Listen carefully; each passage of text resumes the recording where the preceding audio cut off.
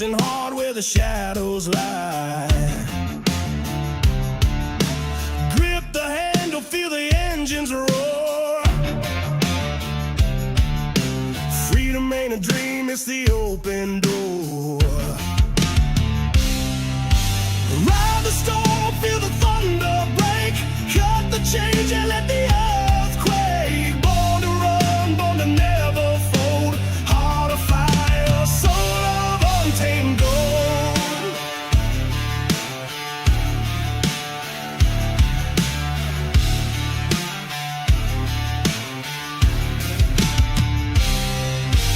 Night's a beast, it devours the weak. Steel and fire, the language I speak. Are you ready? For Murph's Magical Creations. Home to custom laser engraving and gifts. This veteran-owned and operated company engraves for all occasions. If you want one of Murph's Magical Creations, call the number on your screen or commission through either Instagram or via email. Murph's Magical Creations, made with love for you.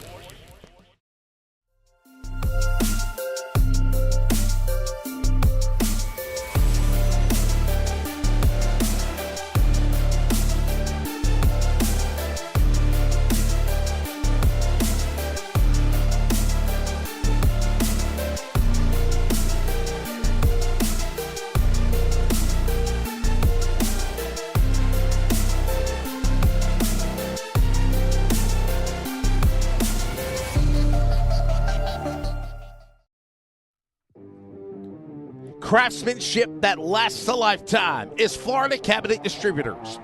With over 20 years in business and 39 years of woodmaking experience, they proudly serve Northeast Florida to Southeast Georgia, delivering custom woodwork that combines precision, beauty, and durability.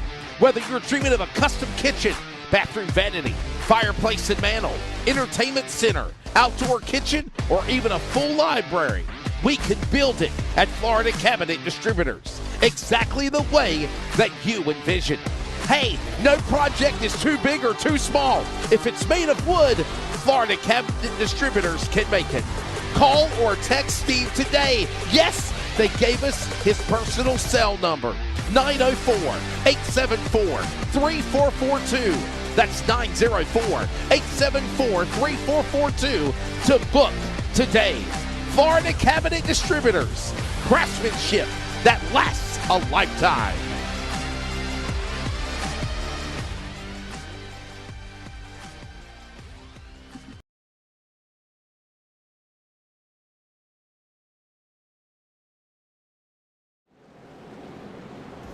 Well, ladies and gentlemen, welcome to Auto Club Speedway for the ButtKicker 250 here tonight in the medal race of the Elite 12 for the concerns of Police Survivors Truck Series.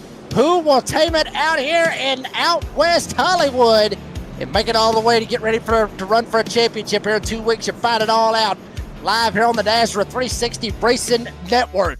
Good evening, folks. I'm the redneck announcer, Jake Reeves. The Australian Dean Hupton Biggles in production, also doing a little co-commentating with me here this evening. A two-man gang, and we'll see what happens. There you see your playoff grid. Jeff Merck won at Talladega in that wild thriller that can only be summed up in one word, wild. And that's exactly what happened. Jeff Merck got the win last week, locks himself in the run for a championship when we go to Chicagoland. The big loser out of all this, if you look, is Matthew David Wood and Brian Tiny Horse Johnson. Johnson did not start last week. He was not there. Wood wrecked out on lap 2. Both of them, big top dogs coming into the playoffs. They're behind the 8 ball back here in the red. So we'll see how this bad boy works out for them here tonight as we're getting ready to get going. Pace truck is off. We would show you the grid. Well, we'll show you at least the top 12 as we're getting ready to rock and roll at Auto Club. Green flag in the air. Jordan Durasic up here trying to make it happen. Isaac Bevan and others working their way down into the corner. Jeff Merck up here on the front row with MDW needing to get that little bit of luster back from Talladega. He's down on the inside, Dean. Here comes MDW, but Merck's going to get a run on the outside. And speaking of Merck, of course, we got some fantastic cams because look at this. Take this driver seriously tonight. The man that's actually locked himself into the Championship 6. Well, he's gobbling his way at the moment in the lead of this race. What the hell? Oh, well, that makes sense. It makes sense. Chris Blanchard sent me, he was trying to video call me last night or the night before last, and he sent me a picture, and he's wearing the same suit. So I guess both of them's trying to match, I guess, tonight. If Chris Blanchard had a cam, then he'd probably wear the same damn suit. Jeff Merck down on the bottom side. Wood right behind him. Adam Newton, the Bulldog. Luke Smith, Nick Sacco, the top 5. Working our way off of turn 2. Jonathan Cofield, 58, running in the 6th spot. We'll see how everybody ends up playing this sucker out. As right now, Jeff Merck, Daddy Merck in the house on the bottom. So here we go, Matthew Montgomery, 24 down to the inside. He's got the 7, Kevin Edwards up top. Edwards almost scrapes the fence. Yeah, big out for the Tiny Horse at the moment too. He's going to be looking at rebounding back on this one. He wants to get himself a nice little lock in there for the full auto cabinets distribution, number 38 Toyota. And you're going to be definitely keeping an eye on 10 positions gained at the moment there. And guess what, my friend? We're going to look at those gains so far early into this race. Yeah, a whole lot of gains out here on the racetrack with drivers trying to shoot up through here. Check it out, left side. Awesome graphics by one of the best in the business, Dane Hampton Biggles. Montgomery up 10 spots. Johnson, as you mentioned, up 10 spots. Joshua Rodriguez dropping like a damn noob in Call of Duty, all the way down about 20 spots. Big time dropping for him. But check it out. This is Auto Club, 2-mile oval. NASCAR doesn't run here anymore. Obviously, they was supposed to be making a short track out of it. And now nobody even knows what's going to happen, I don't reckon. But this track, very, I love this track because it's always produced some great finishes, a lot of high speed. Real wore-out racetrack that you riding on board with Luke Smith, Kermit the Frog right here, working his way into 3. Dean, this place right here, the Indy cars. You love Indy cars. You love Indy car. The open wheel and everything, they used to run here at Auto Club, but I don't believe it was this bumpy when the Indy cars ran. I don't think so, my friend. I'm not 100% sure, actually, because I don't have time. I'm too busy broadcasting virtual races. But, yeah, well, I'm sure it's bumpy. You'll see at the moment as we're running aboard with Matt Lee there, currently 7th, started 13th.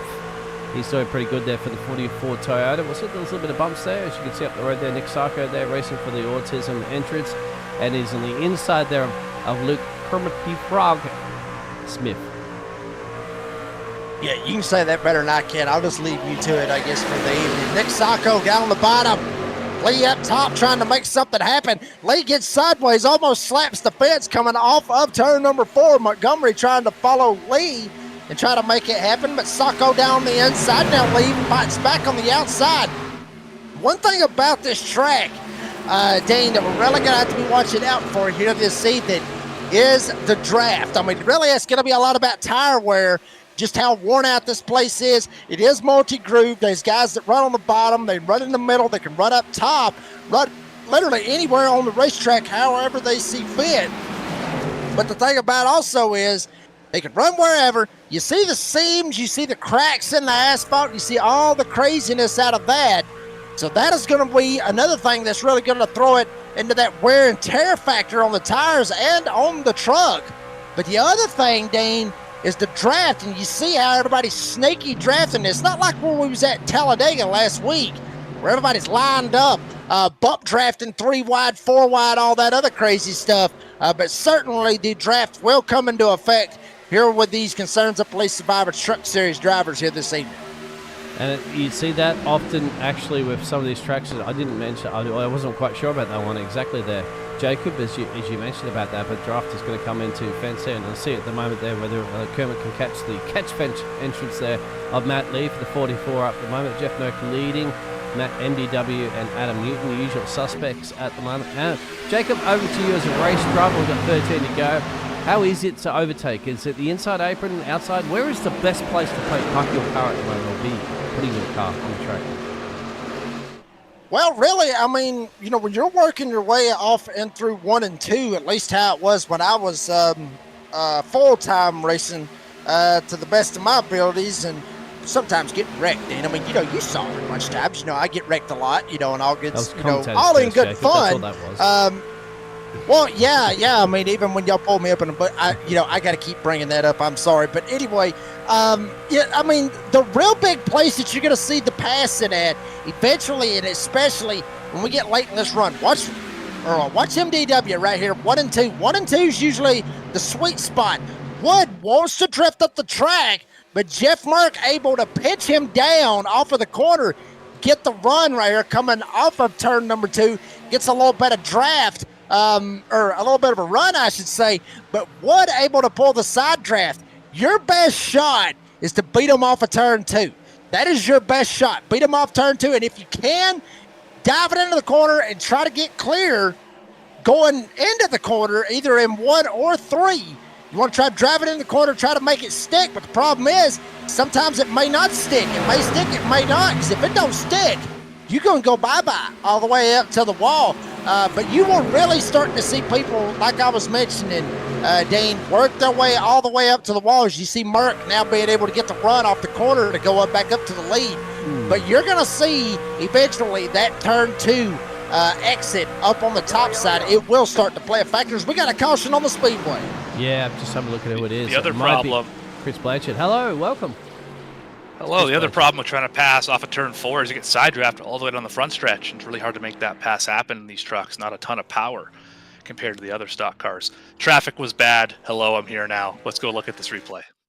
Absolutely. Yeah, I didn't even hear you come in the door, Hoss. I didn't hear him come in the door. I mean, I didn't get a dink. I didn't get nothing. This damn Discord has been screwing with me ever since Monday. Here we go, Chris Blanchard. Down on the bottom side, he was one of them that was in the chicken suit that I saw got sent to me. And, oh, damn, look at this right here. I mean, was that more like a loose incident, or was that just I mean, Morgan, what the hell was it? Well, that's just 4 wide at Auto Club. I mean, you mentioned turn 2, and while running the high side, you can get a lot of momentum. All the cars, unlike off of turn 4, they all have to wash up the racetrack to get close to that wall to get an optimal exit. So when you're 4 wide, you're not going to be able to all wash up the racetrack at the same rate, and that just seems to be what happened. Is a couple guys closed in on each other. One went up in the high lane when there was this car there, and obviously caused a chain reaction, and Blanchard goes around. There you see the number 6, Jordan Jurassic, working his way down to the bottom side, taking it in the grass. Hell, why not? Don't even worry about it. Sliding it through the grass. Got to do what you got to do to try to make it around. Oh, Zimmerman just crashes into the wall, gentlemen. Zimmerman was the one. He actually got hooked to the right. See 94 Eric Zimmerman gets involved. There's Chris Blanchard in the 9 as well. Well, looks like for the most part, top 10 stays out. Couple of them jumping down pit road. There you see Brandon Broadfoot, 22, in the house. Jumping down pit road. A couple of others jumping down pit road as well as Tyler Goodwin. And also playoff driver James Beard working his way out, as well as Huck Wigington.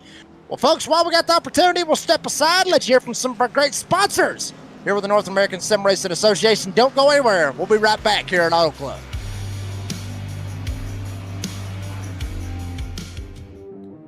Craftsmanship that lasts a lifetime is Florida Cabinet Distributors. With over 20 years in business and 39 years of woodmaking experience, they proudly serve Northeast Florida to Southeast Georgia, delivering custom woodwork that combines precision, beauty, and durability. Whether you're dreaming of a custom kitchen, bathroom vanity, fireplace and mantle, entertainment center, outdoor kitchen, or even a full library, we can build it at Florida Cabinet Distributors, exactly the way that you envision. Hey, no project is too big or too small. If it's made of wood, Florida Cabinet Distributors can make it. Call or text Steve today. Yes, they gave us his personal cell number, 904-874-3442. That's 904-874-3442 to book today. Florida Cabinet Distributors, craftsmanship that lasts a lifetime.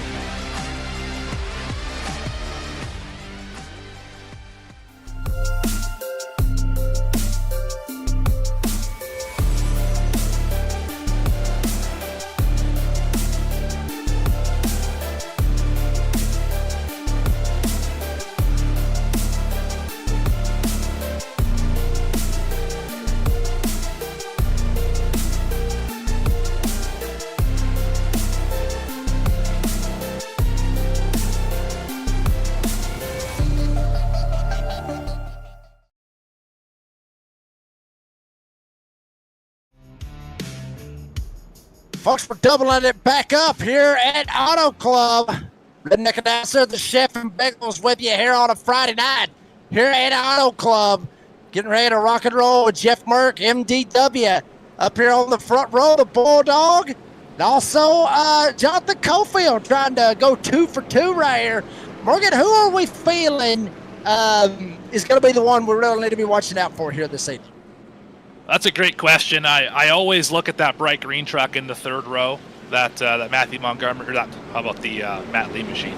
Also Matthew Montgomery in the third row. I've been racing with him a little bit on Saturdays as well as on Mondays, and he has been cleaning up the field over there. So a lot of confidence behind the wheel of that 24 truck. Yeah, I mean, really, I think really we need to really, I mean, not trying to jump on any train, but God, that's going to screw with me all night right there with that camera right there.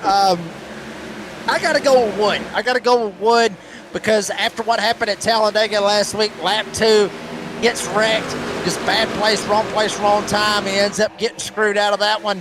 I got a feeling MDW, watch out for this 21 here tonight, but he's got to worry about another one with the Bulldog. Adam Newton, Burst Magical Creations in the house with Newton and also with Luke Smith.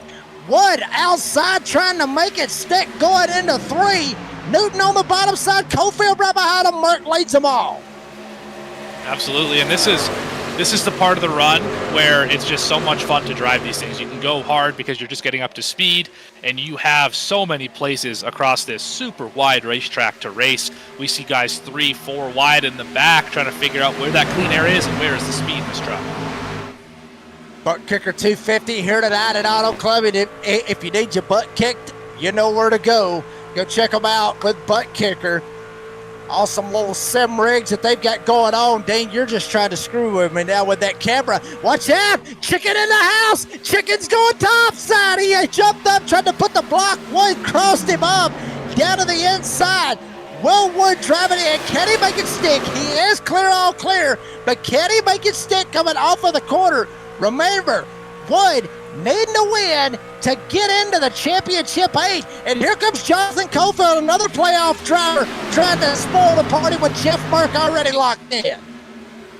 Absolutely, and they are all trying to wrap that white line right now, trying to make this thing happen. And Merck's running the high side, trying to get the momentum. I think the group will move up farther in this race, but for now, the bottom looks like where you're going to have to be, especially into the corner, to try and get that position. Yeah, I mean, really trying to make any kind of move that you can, anywhere that you can. And there you see Jeff Merck out of the inside, trying to see if he can make it stick one way or another. Wood up top, gets a little sideways, tries to straighten it out. Wood will lead as he hits the line. MDW coming down to it. Remember, trying to get to the stage break. In any way, shape, fashion, or form at 20, that's what they're trying to get to. Lap 20, we got 4 laps remaining here in stage number 1 off turn 2. This will be a very difficult pass for Merck to make. Sorry, I'm having issues with my words here tonight. Just because with this racetrack, you can get right on somebody's door in the center of the corner and really be able to hold them up and not be able to let them get off the corner. So it's going to be very difficult to get this pass done for the 58 or for the 60.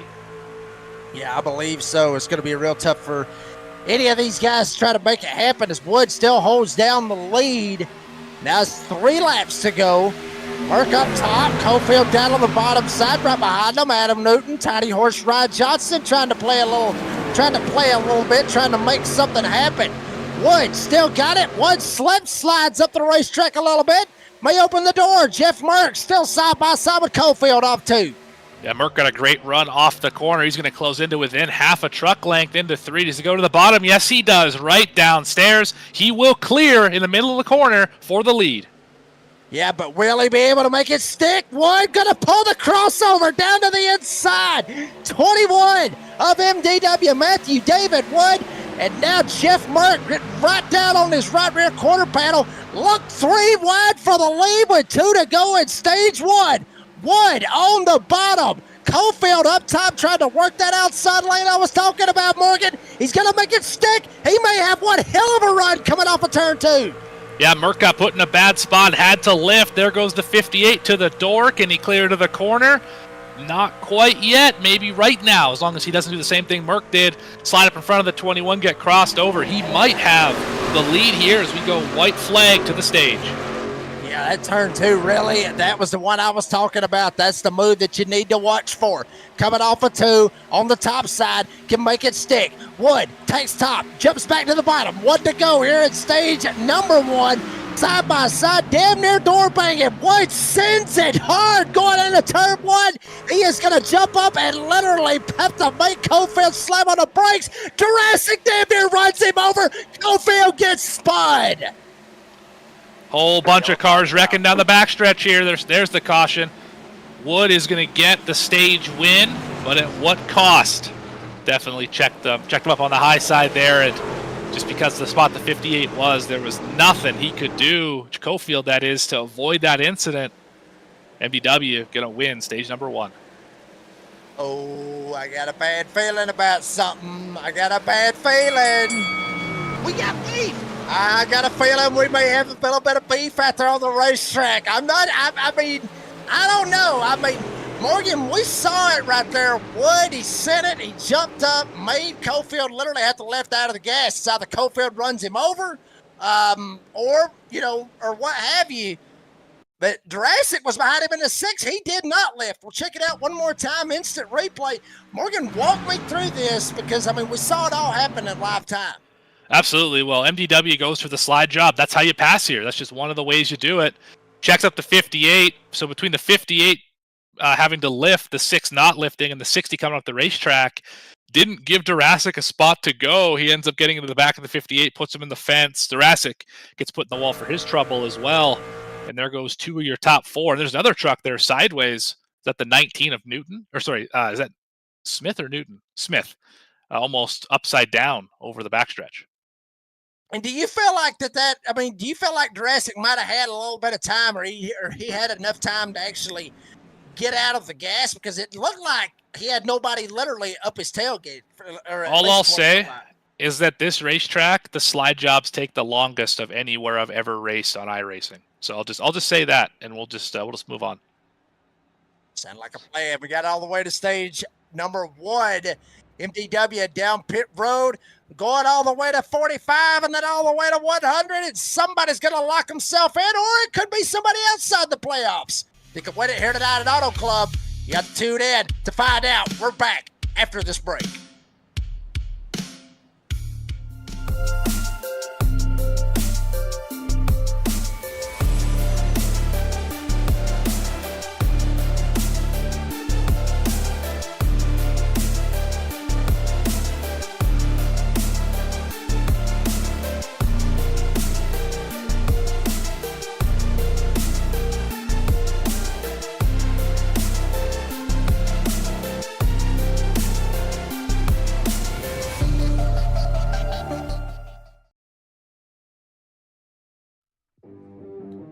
Craftsmanship that lasts a lifetime is Florida Cabinet Distributors.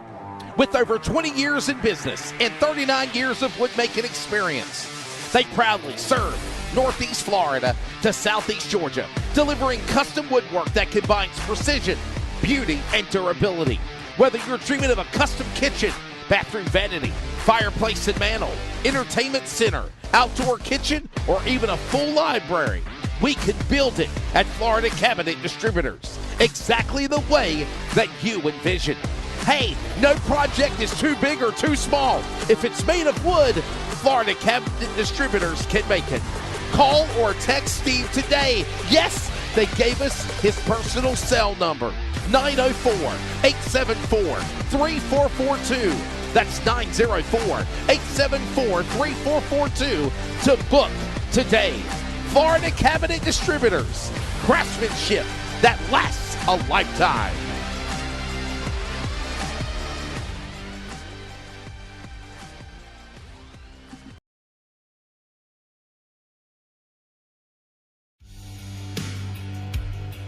Folks, we are back here at Auto Club. MDW got the stage 1 win. See if we could just get a quick word, very, very quick word. Just give him one question and send him on back down here. Weatherman in the house, MDW Wood. One quick question will send you down there. Real quick, congratulations on stage 1. What is it going to take to bounce back after what happened at Talladega last week, sir? I'm just going to have to be consistent in the stages and get a good finish. I don't know how Atlanta's going to go. Hopefully, I left Cofield enough room there and he just got ran over, but I need to talk to him after the race and apologize if that was me. But I need to get out of this points deficit and hopefully we can. All righty. Well, MDW will send you back down there. Good luck, buddy. All right. God bless y'all. Send him on back down there, get him ready for that.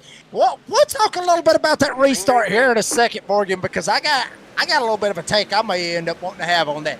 Green flag back in the air, Jeff Merck. Brian Tiny Horse Johnson, one of them that is in a little bit of a points deficit himself, was not at Talladega at all last week. He's down 32 points from the cut line. He's trying to make it interesting. Merck leads off 2, Wood second, Tiny Horse and Newton the top 4. Absolutely, and now we got fresh tires on these things, so you can go ahead and run that white line for most of this next run, then slide up the racetrack a little bit once we get closer to that lap 45 stage. Then I'm assuming tires one more time and maybe split that last stage in half. That's what it's looking like strategy-wise to the end, but drivers are thinking anything but strategy right now. Just put the pedal to the floor and try and get up to Jeff Merck. Yeah, I mean, and now you're starting to see maybe a little bit of bump drafting right here with Tiny Horse and Adam Newton. A little bit of bump draft down on the bottom side, trying to make it stick any way that they can. I mentioned this a while ago, Morgan. Which one of these do you feel like is the more equalizer? Or would you think maybe the tire wear just because of how beat up this track is? Or do you think the draft would be the big equalizer here at Auto Club? Well, I think that the draft would be the equalizer and that the tire wear would make the separation between the field farther apart. Because it really makes you have to save tires more, obviously, because the tires wear faster. So guys like MDW, Matt Lee, Jeff Merck, who aren't usually up at the front, those are the guys you tend to find up at the front at this racetrack. If you go back to NASCAR, those races are typically won by champions because they need to be able to save the tires, like a Darlington or whatever have you. So I think draft is the equalizer, and tire wear spreads them apart. Yeah, see, I worded that completely screwed up. I meant to say, which one do you feel like is more? Which one do you feel like is going to be more key to try to win this race? That's basically what I was getting at. Oh, tire wear, 100%. Yeah, tire wear, 100% for sure. Okay. Well, that helps. I guess I wouldn't see. Your words ain't screwed up here tonight. Hell, mine is too. See, we're both right there in the same boat. You're all good. Jeff Merck, big old calf right here. Wood, Newton, Montgomery, Johnson, the top 5. Then you got Lee, Tristan Bruce, Cardatis, Isaac Bevan, and Brian Chew. That is your top 10. Couple of drivers I do want to mention in the playoffs, that we have been talking about. Jonathan Cofield, one of them, way back here, 19 seconds back, was up there racing, up there to try to get the win as you're riding on board with Dylan Cardatis. But Jonathan Cofield back there at 27th right now. Also, James Beard, one of those guys in the playoffs, he's sitting there in about the 18th spot. Already a little bit early right here, Morgan, but already some heavy hitters, some guys trying to make a bid for the Championship 8 already at the back end. So the good news about that is we are only lap 28 of 100. So you're going to have at least one more pit stop. I'm assuming we're not staying green at 45. I should have clarified that before I started this, I guess. But if we have the caution at 45, which I think we're going to caution there. So you'll get another opportunity to fix it. Long pace laps here. You can get a lot of damage fixed, about a minute and a half under a pit stop here. So that's okay. And we already know the 58's got a lot of speed. He was just battling for the stage win when it all went awry here. So I think for him, he'll be okay. I haven't seen a ton out of Beard so far in this race, so I'd be a little worried if I was that driver. But I think we're going to be okay here to the end if you got damage in that first incident. Yeah, but I mean, Cofield is very, very slow out there on the racetrack. Jeff Merck out here hitting 41 flats. Jonathan Cofield now just coming around this time around. We'll see kind of what his lap time was. Remember, Merck ran a 41 flat. Jonathan Cofield just hit a 46-1. So there's a pretty big gap right there. Cofield may end up going one lap down, but if he goes 2 laps down, he's pretty much screwed if he goes 2 laps down. He needs to go 1 lap down. He does not need to go any more laps down. If he goes 2 down, he's pretty much done for this season. I would have a really hard time seeing him go that far down under speed. But, I mean, he is, like, the leaders entering 3. He's just exiting 4 right now. So, I mean, it's definitely possible he goes 1 lap down. In fact, it's likely he goes 1 down. Yeah, I'd be worried about getting that 2nd lap down, as you mentioned, because it's so difficult to get a wave around or to end up getting that 2nd lap back on pace. I mean, I'm not trying to take anything away from him, but I would guarantee you he will go 1 lap down. The only way that he doesn't go 1 lap down is somehow or another they throw a caution right here because these guys are just racing their hearts out. They get a caution before they catch him. That is the only way that he's not going to go 1 lap down. And they may be thinking about it. Matt Lee up here trying to make it interesting with Tiny Horse and Montgomery. See, these guys really do listen to the broadcast. Man. Yeah, he just cleared him by 4 in the middle of the corner. He sailed that thing into the corner, made it stick, passed 2 of them. What a move here by Matt Lee up to the 4th spot. You know, just trying to inch his way forward, get up there with Merck, Wood, and Newton, your top 3 at the moment, and they are all trying to just scrap and claw for anything. This is where the draft is really frustrating. You cannot break away. You see all these cars right on top of each other. They fan out in the corner for the clean air, and then they all tuck in line on the straightaway to try and get that draft, and that is why it's... Oh, there's Cofield. Oh, man. Oh, wow. Cofield is going to be the caution here. Oh, boy. That's Isaac Bevan, and the 27 ends up going around. Still green. Still green right there, but Cofield was kind of in the mix right there off of that a little bit, and actually he is very, very, very slow on the racetrack. He has a meatball flag, as does Isaac Bevan. Looks like Jonathan Cofield will be done for the evening. Yeah, that's a day ender for 58. That's tough because he didn't, I wouldn't say he did anything wrong. He's up against the wall. I mean, could he have been below the line? Sure. But, I mean, still, he held his line. Just the field didn't see him. And of course, that caused the incident. Here goes Bruce up trying to get P5 on Tiny Horse.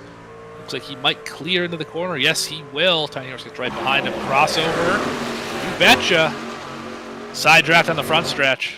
All the way on the front stretch. Oh, and Cardenas gets up into the wall just a little bit. Matthew Montgomery, 24, right behind him. And Joshua Rodriguez, who we saw at IRP. We saw him at IRP Morgan, he was one of those guys, you were just sitting there watching him going, is somebody going to get around him? I mean, the only way to get around him was to just knock the hell out of him, knock him up the track, or knock him completely out of the track. That was the only way to get around him. And he qualifies 4th here this evening, running top 10.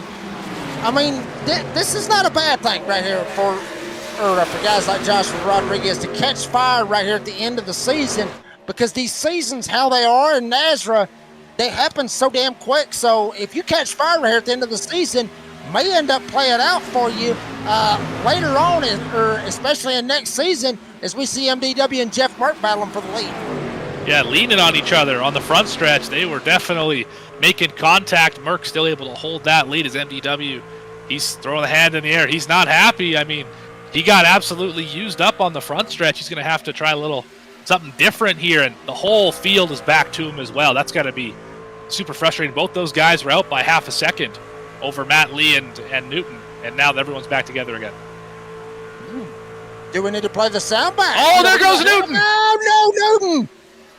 Oh, and hard impact up into the air. It's the tire burst. Well rolling in the grass is Adam Newton. No caution. We're still green. Jordan Durasic out here. He's actually in the racing chat saying there is beef. Morgan, I got a kid up one time. We got drivers saying beef. We got people barrel rolling. Cue it. We got beef. We got beef out here at Auto Club. Absolutely. I mean, what a race we've seen. I've only been here for about the last 30 laps. My goodness, have I been treated to something here. We got door banging here for second. Oh, we're leaning on each other into the walls. Cardenas again. 15 getting really familiar with that turn 4 wall. Oh my goodness, Bruce with a crazy block in front of the 24. 24 to the inside, almost got spun. Holy cow, it's not over yet. No, it is not over yet, Morgan. Like you said, kind of showed up a little bit late. It'll teach you to show up on time from now on. You can put faith in people. That's more like it. Okay. Cardenas side by side, Tristan Bruce. Actually, no, that's Cardenas up there in front of him. Montgomery back there with Tristan Bruce. Lee trying to work himself down to the inside. Jeff Mark, he takes it up there and goes to the second spot. New driver I want to shout out real quick, who we don't typically see up here in the top 10. How about Painter? Running P8, trying to get around Rodriguez for P7. Driver that we don't typically see up here. He is running very well. Lap 38 of 100 here, just closing into stage number 2. Might get some stage points here for Devin Painter. Yeah, I mean, they call him the silent assassin over with Blue Line Racing. Devin Painter up top trying to make it work. Wood got around Merck. Now here comes Matt Lee. Stage 2 presented by the Glass Mechanic with 8 laps to go. Boy, these laps are clicking off in a hurry as Merck down to the inside tries to shoot around Matt Lee. And Cardenas not too far back. Dylan Cardenas started 29th in the field. Now here he is up here looking for P3. How about you, Cardenas, trying to go after the chicken? I am pretty sure that 15 machine has passed more trucks this year than anybody else, considering that he gets an EOL almost every week. Into 4th spot now. 3rd spot, in fact, over Jeff Merck. Just made that pass happen. Little door bang action into the corner. I know Jake loves that for the door bang and download where you catch your podcast and all that fun stuff. But what a race we're having. Yeah, speaking of podcasts, we'll talk a little bit about that when we go to the end of stage number 2. Merck might throw the door at him a little bit. He thought about it, but now he got out of the gas. Cardenas pinched him down there. Merck had to get out of the gas. Here comes his teammate sliding by him right here, Tristan Bruce with Catch Fence Motorsports. They're going to go 3 wide. Montgomery's stuck in the middle. Now they go back 2 wide. Rodriguez lines up. He gets the draft, and the silent assassin, Devin Painter, just laying in the weeds as Bruce and Montgomery, they touch. They door bang going through 1 and 2. Yeah, not quite sorted off the corner. We're 3 wide right behind him. Look at Painter going to get a 2-for-1 off of turn number 2. Looks like Montgomery will clear Bruce. Will Painter go to the bottom? No, he won't. He'll follow right in the tire tracks. Go to the high side, try and get that good momentum off of turn number 4. I think Painter's running higher than almost anybody else here. Oh, Bruce, what a move. I wouldn't have lifted if I was the 99 in that case, let me tell you, Jake. Yeah, I mean, he would have just straight up ran him over right there. That would have been bad. Here we go. Battle for the lead is on. Wood up top, lead down on the bottom. And Cardenas, who started damn near dead last in the field, 29, all the way up to P3, may end up looking for the lead in a couple of laps. 5 to go. Stage 2. Lee takes the lead. And here comes Cardenas on the inside. Wood up top, side by side, door to door. Cardenas on the inside tries to make it stick, and this may be all that Matt Lee wants. He sees his battle going on for second. He may be able to pull away. Yeah, they have about 1 lap to get this thing sorted out before Matt Lee is gone out the windshield. Looks like they're able to pull back up to the back bumper. That 44, Cardenas gets back in line. MDW is going to take a shot at him right here. Goes to the high side. Where will Cardenas go? Right in the tire tracks. Suboptimal line. It's not going to help in the center, but it will help on the exit right here. Can they pull up to the back bumper, the 44 again? Will they make a move into turn 3? Yeah, looks like Lee's actually going to pull away just a little bit. Maybe, maybe not. Cardenas trying to give the bump draft. 4 to go, coming this time, 3 laps to go. Wood trying to see if he can sweep the stages, get all the points that he can get. Not have to worry about going to Old Atlanta next week to have to try to make it into the championship 8. He would love to get all the points he can. Maybe Rodriguez in the fence. Here comes the run. Rodriguez in the fence off of 4. 3 laps to go, and Wood is going to get by Lee. He'll go clear, all clear. Cardenas to the outside now. It's not over yet. Here comes the run back from Lee. He's going to easily get to the door, maybe even clear into turn 3 down the backstretch. And Cardenas, he's going to get a big run. A lot of air punched in the... A big hole punch in the air. Oh, boy, 3 wide for the lead into turn number 3. Oh, dear God. Cardenas down to the inside. 29th all the way from the outhouse to the pit house. Dylan Cardenas to the front here at Auto Club. Lee's going to take a shot down on the inside. Wood goes up, gives a shot to Cardenas, tries to bump draft, make the outside lane work. Montgomery, Painter, they're lined up with Tristan Bruce and Jeff Merck right behind them. And side by side, Lee, Cardenas for the lead. And Wood laying right in behind him, trying to get all the points he can. Lee may get clear off a turn 2. Cardenas is there. Oh, they may also must make contact. And the whole field's caught up to him again every time they battle for the lead. The rest of the top 10 joins them. Here comes Montgomery. Here comes Tristan Bruce. It's not over yet. Devin Painter's involved as well. It's a 6-car battle for the lead coming to the white flag stage number 2. Lee's got that lead. Cardenas wants it. Also, Wood wants it. Montgomery wants it. Painter wants it. Tristan Bruce wants it. Final lap. Here is stage 2 presented by the Glass Mechanic. Cardenas got to run up top. Side by side. Now they get closer. Now they get door to door. Lee sends it going down into turn 1 and 2. Cardenas trying to see if he can make it stick. Next time, he probably won't lift. Here's Cardenas with a run. Lee tries to jump down, tries to put the block. Cardenas back up to the top side. Lee's able to hold him off. Montgomery trying to go after Painter. Painter goes back to 4th. Wood holds down 3rd. Matt Lee comes off 3 and 4. He slides up the racetrack. Cardenas has got one more shot. Does not look like it's going to happen. Stage 2, presented by the Glass Mechanic, will go to the 44 of Matthew Lee. What a finish to decide stage 2.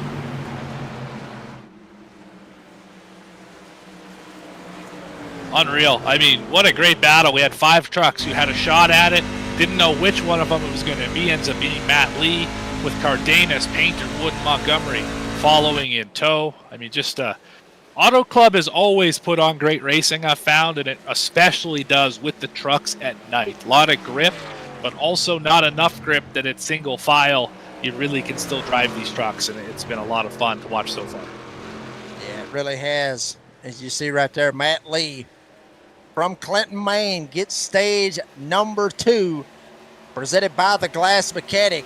Able to make it stick, able to make it happen. And he will end up winning stage number 2. So I'm still seeing some beef out there in that race chat by JD. Jordan Durastic looks like he's going after Jeff Merkel a little bit somehow, some way. I don't know how, but he's going out. We got beef all over the place tonight, Morgan. It would not be the concerns of Police Survivors Truck Series. It would not be Nazareth without a little bit of beef out here. But Lee, he ain't worried about it. He's like, let him get beefy. I don't give a damn. I will take stage 2. Thank you very much. I'll get my stage points, my playoff points.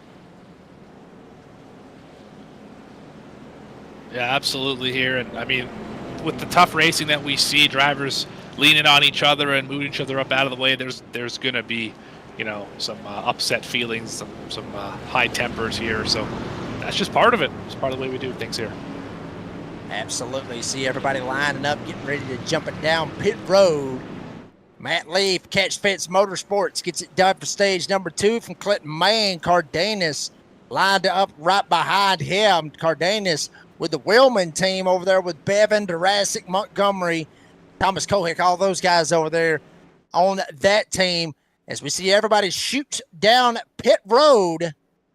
See what happens, folks. Make sure that you like and subscribe. Keep up with everything going on with Nazareth. We see everybody coming down pit road. They're going to take a pit stop.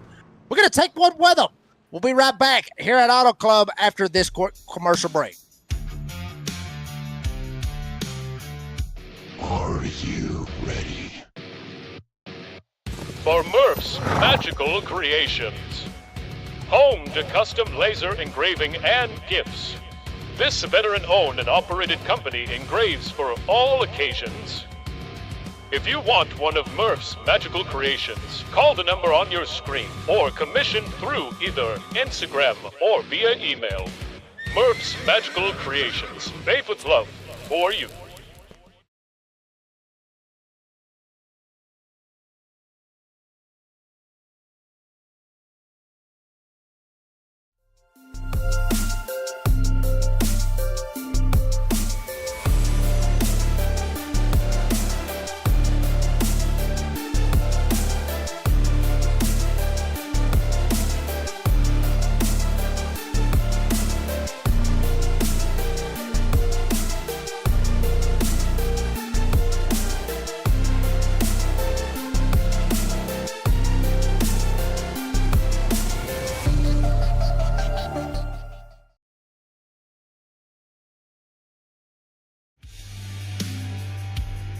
Well, folks, we are back here at Auto Club. Kind of seeming like we'll see what happens right here. Bring up the 44 of Matt Lee. Ends up winning stage number 2, presented by the Glass Mechanic. Matt Lee, buddy, What a run right there, baby. Y'all was slugging that damn thing out, trying to get that stage too. I mean, what's it going to take to be able to slug it out and try to get the win here this evening? Yeah, just gonna be patient. Take care of my stuff here.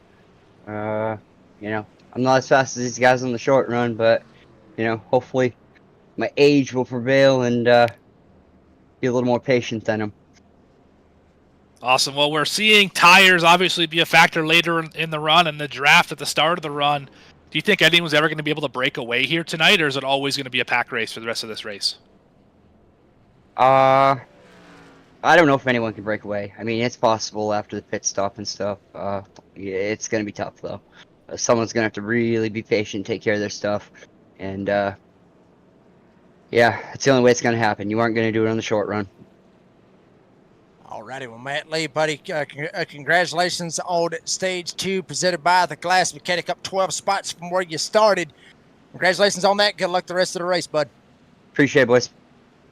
That was Mr. Matthew Lee, 44. He's going to roll off from P1 right here. Dylan Cardenas sitting at second. Real quick, before we go back green, brand new episode dropped here this evening, a couple of hours before we went green here tonight at Auto Club. On the door, bang and download. Episode 78 is up. So the Chef Morgan Cook is not the last episode. We got a brand new one out there for you. Hopefully you love it. Green flag back in the air here at Auto Club. We got beef, we got racing, we got crashes, we got airborne, we got it all here on the Friday Night Concerns of Police Survivors Truck Series. Lee leads them off turn 2. We got Cardenas all over the back bumper of Matt Lee out of turn 2 down the backstretch.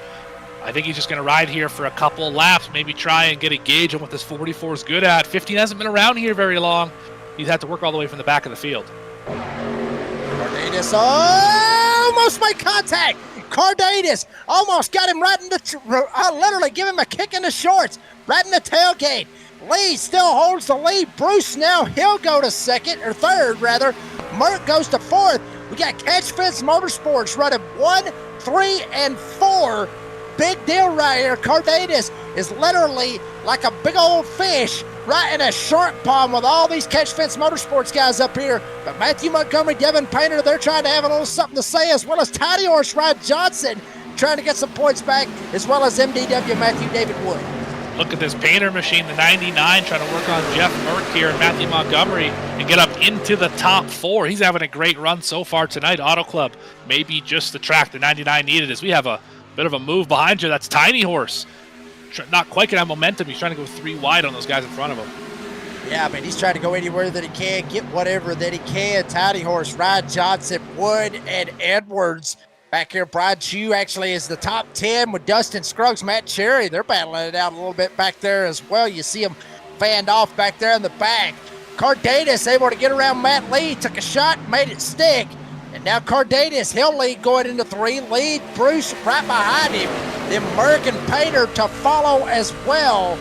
Boy, I'm telling you what, I got a feeling we are going to be in store for a wild finish. Whether or not we get a long green flag run, Morgan, or whether or not we go to green-white checkers, Auto Club always produces some killer racing. And it honestly is a damn shame it's not on the NASCAR schedule anymore.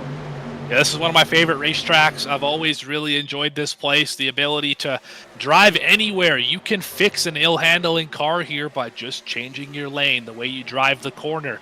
Is the car tight? Well, drive it a little bit deeper and stab the throttle to get it to rotate. You loose? Drive it in hot on the high side and really lean on that right front tire and burn it up a little bit so you can get the balance back to neutral. You can do what you got to do to make yourself fast here. And this is one of the few drivers' racetracks that was left in NASCAR, obviously. It's now a warehouse currently in Southern California. Yeah, absolute a shame. It is very, very sad. Talking about gobbling and wobbling over here, there is the chicken, Jeff Merck. Morgan, I mentioned a while ago, at the start of the race, because it threw me off with Merck running with the chicken suit, is that Chris Blanchard, who is still running in the race in the 9, way back there in the 24th spot, but he tried to Facebook call me a couple of nights ago and then sent me a picture of a chicken suit. I'm assuming it was his chicken suit, because I don't remember seeing Jeff Merck. I thought I saw Chris Blanchard. So the whole damn team, more or less. I guess they're all trying to rock and roll with chicken suits. I have no idea what the punt is on the chicken deal, but I got to tell you right now, I mean, KFC and Chick-fil-A and Zaxby's, they would be very, very disappointed because that would be an awesome spokesman suit. We know who's not playing chicken right now? How about that 99 machine? Up to third, fighting for second. Painter is coming out of nowhere. Oh, man, I am really impressed with the 99 here tonight. We haven't seen a ton of speed out of him. I remember a number of races where he's been caught up in accidents that weren't necessarily his fault just because of the way it works in the mid-pack. And here he is, I mean, up at the front, battling some of the heaviest hitters in this series. Yeah, I mean, and if you think about it as well, with Devin Painter, he's one of those drivers that is not in the playoffs. He is not in that playoff bracket. Morgan Painter could come up here, get him a win, and deny one of these playoff drivers from trying to make it into the next round, like Matt Lee. I mean, that could end up happening. Like Cardenas, some of these guys that is in the playoffs trying to win and lock himself into Chicagoland, Devin Painter could really spoil the party, come up here and get the win. Right now, he's on that run. He's just like Matt Lee, both of them, or Cardenas rather. Both of them started outside of the top 25.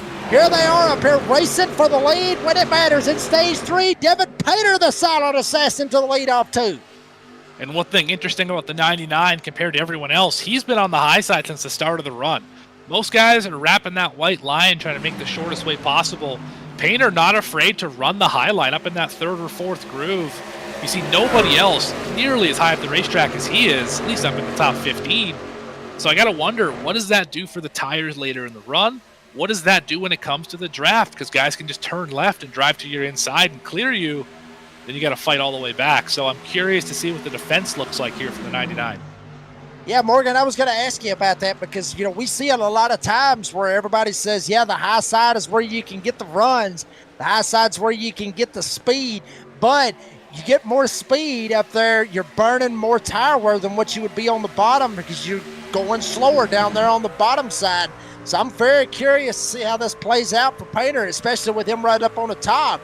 I got to say it like this. It seems like it doesn't really make a damn, to be honest with you, because he's been up there the whole time. He's been up on the top side. He started 26 and has literally drove that 99 all the way to the front. Leading laps, still battling with Cardenas. I think, honestly, it may be the nighttime conditions. It may be the cool track temp where it's not so hot because it's 83. It's not that hot. But it could be that the high side may be the way to go, and Devin Painter's showing everybody. I was just going to ask, and you led me into it perfectly, what the track temp was, because that definitely would play a factor here. And I don't necessarily agree that at this racetrack running the top side is harder on the tires. I think it just changes the tire wear. Not necessarily for the worse or for the better, but which tire it is that wears. Is it the right front? Is it the right rear? Is it maybe even the left rear? Because as you go to the bottom of the racetrack, you got to put more wheel into it to get down there. The high side, you just basically sail off straight into the corner. And we're going to go 3 wide for the lead. Matt Lee sails it down to the inside here. He is going to go up and clear. Now the 99 is going to have a massive run off the corner. Not quite as big as I thought, but he should be able to peek to the inside if he wants it. Going to push him instead. Damn, well, three truck bump draft, literally. Painter slams into Lee and Cardenas slams into him. Painter still taking the obvious line way up top. Cardenas still cannot figure out a way to get around Devin Painter and Tristan Bruce. And here comes the tiny horse, Ryan Johnson, up here in the 5th spot, trying to play with some of these boys up here, maybe get him a win. 32 points down coming into the night. And Jeff Mark, last week's Talladega winner, he's trying to make it happen as well, riding on board with tiny horse. Look how bumpy this place is. I talked about it, how wore out this racetrack is they're damn near looking 3 wide for second, but right here in this area, you see how they bounce right there going into 3. I believe that is one of the roughest rides that I think these guys have seen all season long. Yeah, between this place and Rockingham, these are probably the 2 roughest racetracks that exist in the sim. I should stop saying still exist in the sim. They give the motion rig a workout. If you're driving down the backstretch, you're bobbing and weaving and bouncing left to right. It's quite a bit of fun, but Yeah, definitely hard on the tires and very hard on the driver to try and keep this thing straight and out of the wall down the backstretch. Woo, boy, Painter looked like he almost got up into the fence just a little bit right there. Working his way to the outside of Cardenas. Lee and Bruce, Catch Fence Motorsports, trying to work together. Remember, Tristan Bruce not in the playoffs. Matt Lee is. So Bruce may be trying to play a little blocker right here to try to maybe help his teammate out. And Cardenas, son, I got to give him my A for effort. Just trying over and over and over and over. And I mean, it's damned if you do, damned if you don't with Cardenas. He just cannot figure out a way to get around Devin Painter. He's kind of just, I mean, he's literally nagging him so much. He's doing what he's got to do, but at the same time, it's just ticking Cardenas off because he can't go anywhere. This is his only option. Yeah, I'd also tried running a little bit higher if I was to 15. He's tried to get right down to the white line every time, and it just isn't working. He doesn't get the momentum off the corner. Get right on the 99's door. Don't put him in the wall, of course, but if you run on his door, you get about the same run he does, and you go the shorter way around. Gives you the ability to at least have a better shot for the next corner. So just got to try something different here as Matt Lee looking back at the field here. Top 3, top 5, top 10, all right behind him. It's only a second back to Matt Cherry in 10th. Yeah, I mean, they are all fanned out. Painter scrapes the wall just a little bit coming off of turn number 2. Tiny Horse now, he gets around Cardenas. Cardenas looking to flip-flop back a couple of more spots. He's trying to side draft, pull Jeff Merck back. Cardenas really tried to figure out a way to get around Devin Painter. It may end up costing him. As now Tiny Horse tries to work down to the inside. He gets around Devin Painter. Painter back down to the bottom side. And Cardenas loses a spot to Merck. He'll lose another spot to MDW. Cardenas looking to possibly get him a win and punch his ticket to Chicagoland is starting to slip way back there, already behind MDW, running in 7th. Yeah, Cardenas, you can tell he burned up his right front tire trying to run the bottom and getting around the 99. He is way tighter than everyone else trying to get through these corners. That's why when someone gets to his outside, he has no choice but to lift. We are getting to that point of the run as well, 20 laps in, where tire wear is going to start to be a factor. I'm curious on how long these guys can go on fuel as well, because I've got to imagine we're getting pretty close to that number here in the next 10 laps or so. Oh, damn, door banging back there right behind the chicken man. Cardenas watching it as Wood and Painter, they make some contact. Dylan Cardenas, Kevin Edwards, Matt Cherry right here lined up with them with Matthew Montgomery. And Painter still very much committed to this outside to make the top side work. Merck slides up. Now here goes Painter, gets a run. We'll see what he can do with it, see what he does. Maybe slingshot, maybe think differently. He'll just latch right on the back door of Jeff Merck. As we are 35 laps away from ending the ButtKicker 250 here tonight at Auto Club. Matt Lee still leads it. Bruce still second. And now Cardenas back up to him. Cardenas, I'm telling you, him and Devin Painter, they have slugged it out for so long. You would think just how close they are. You think they're damn neighbors at this point, just how tight racing that they've raced against one another lap after lap after lap. It's been about the last 18 laps. They've been at least within a car of each other. Cardenas still not able to get the run off the corner here, running that bottom side. Painter gets the good run off the top side. Maybe this time Cardenas will go to the middle. He will not, right down to the bottom. You can see there's about 70 feet between those cars. They go all the way up the corner here, and they get right next to each other, and Painter gets the run again. Edwards in the Painter's going to get it again. Is seeing a couple of drivers. Really, these corners, I'm watching them a lot. Oh, spin! There goes the 7. Kevin Edwards goes around. Caution is out. Contact with Matt Cherry. Did Cherry end up turning him, or did Edwards come down? Well, somebody's spot, definitely. Off the nose. Oh, yeah. I thought you were going to say, was there contact? And the answer is absolutely there was contact. Now, which way did the contact happen? I don't think there was intent. I think it's just a racing deal here. Here's the 7 on the high side. I feel like this is a side draft gone wrong, perchance. Maybe the 7's trying to go down and get a better position to the corner here. No, I think Cherry came up a little bit. I think they actually one went up, one went down, if I'm going to be honest with you there. Well, I think maybe Cherry was thinking because, the draft, how we were talking about it, I think maybe Cherry was just trying to slide in line and get him behind Edwards right there, and he just missed it by a little bit. Shades of Kyle Busch and Chase Elliott. I was just thinking that the Kyle Busch special right there, just 54 machine, couldn't quite find a hole, ended up and just turned the 7 ever so slightly. I mean, it's just amazing how close it can be, how tight it can be, just that damn close. It ends up spinning Edwards around, and I'm sure Charity will plead the case, which, I mean, Morgan, we've raced these trucks before. We know how tough it is to see out the windshield and how tough it is to see in the situations that you're in. We know how tough it is. Folks at home, I'm sure, some of them maybe have raced, some of them maybe have not. But it is tough to see out that right front to see if you're actually that clear. And as well as I do, these iRacing spotters, they're not the best in the world when it comes to trying to clear somebody. Yeah, we got ARCA spotters for the most part. They're pretty much just having a sandwich and a nap up in the spotter stand up there. So, yeah, definitely, definitely they don't get the good spotting advice like they do in the Cup Series. Now they damn sure don't. We see everybody jumping down pit road. Could be the final stop. Could be the money stop. Could not be. We'll find out here in a little bit. Take a quick commercial break. Bring you right back here at Auto Club.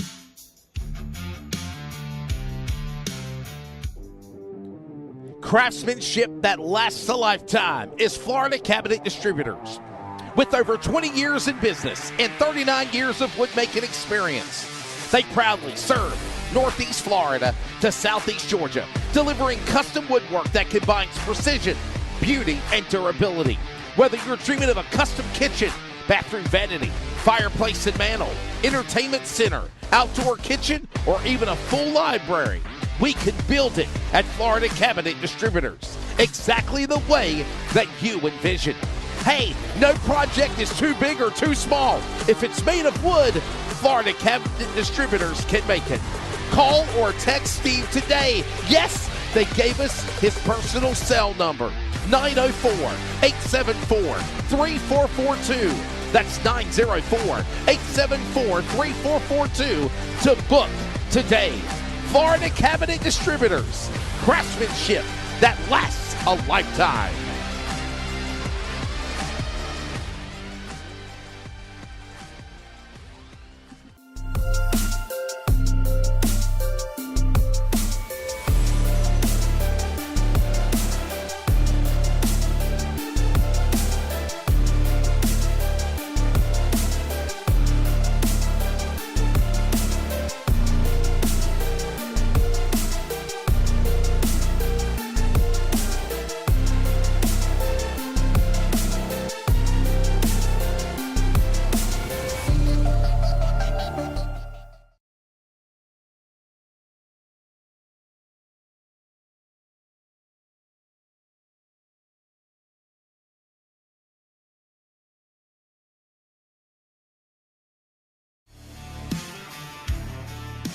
And folks, we're back here at Auto Club. Up front, Matt Lee, Tristan Bruce, Catch Fence Motorsports. See what they can do, see if they can try to make it stick, make something happen. It's going to be a good little battle right here. Morgan, Chef Morgan Cook, Redneck Announcer, and Biggles producer. But do you feel like Tristan Bruce is basically in the position to where him and Jeff Merck with Catch Fence Motorsports to try to help Matt Lee? Do you feel like their orders basically is just to race for second, third, and just make sure that Matt Lee tries to win this race? I don't know enough of these guys well enough to make a judgment on their character like that, but I'm going to just say probably not. I think if you're this far up towards the front, when you get to the end of the race, stages maybe, trying to get points for stages, give up a stage point here and there, fine. When you get to the end of the race here, I'm pretty sure everyone's racing for the win here tonight. A good possibility, even though Lee is trying to make it into the championship 8. But we'll see how that ends up playing out as Lee goes away with the lead. Bruce now, he'll fall back in line with second. Merck up top. Here comes Toddy Horse down on the bottom side. Tries to make a hole. It's not there. Merck way up on the top of the racetrack. Try to go after Toddy Horse at MDW. And Devin Painter back here as well. And they are not wadded up, but they are plugged up right behind them. the whole top 15, it seems like, is in this shot right now. They'll fan out from the corner. One of the most beautiful scenes in racing is when these guys go 4 wide, and they are 4 wide. Just a little bit further back there. The top 3 have cleared just by a little bit over Johnson. Hitch Fence Motorsports holding it down 1, 2, and 3. And just as you mentioned, there you go. There is what you were talking about right there, Morgan. Bye-bye to Matt Lee.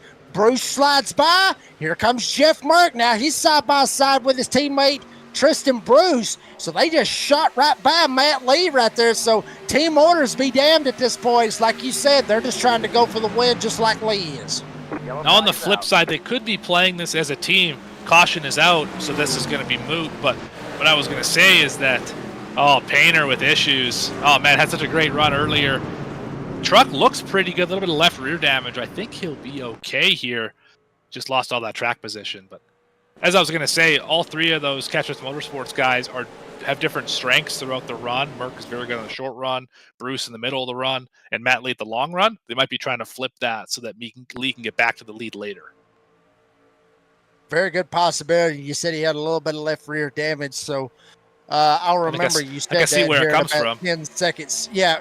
I'll tell you. I'll remember you said that here in about 10 seconds. There you see Cardenas. I think Cardenas has had an up and down race at him, and there's your left front. There's your left rear damage. But check it out, Pater up in the air, Venom helmet lined up, goes over on his lid, gets that neck code right there on the front end, and barrel rolls end over end, but back down on his wheels. Pater might have got lucky. That might have been all he got was the left rear, because all the rest of it looked like it more or less was neck code. So Devin Pater might have actually got lucky right here, Morgan. Might be the only guy who rolls his car, has it land on its wheels, and still has the same amount of speed as when he started the rollover. We all remember back to Dale Earnhardt when he rolled the car over, put new tires on it and got going again. But a little bit different story here. My goodness, though, what a ride for the 99. I doubt he's got more than like a minute and a half of damage, Jake. Yeah, I think so. I mean, it's like Dean was just saying, it takes a whole new meaning to Catch Fence Motorsports. But the damn thing is neither one of them was a part of Catch Fence. But the man that is leading this thing is a part of Catch Fence, and that's Matt Lee. Very interesting call right here, though. Lee stays out. Jeff Merck and also with his teammate Tristan Bruce, they elect to go down pit road. That is a little bit different strategy, thinking maybe Lee might go down with them. So do you think this is a good call right here with 25 to go right here? Do you think this is a good call coming down and getting you 4 freshies? I especially think so for the guy who's locked into the next round already in Jeff Merck, that you might as well, because we've seen he's got speed to run up in the top couple for half the run. Then the tires start to fall away. But he pits and he only falls back to, where is he running right now?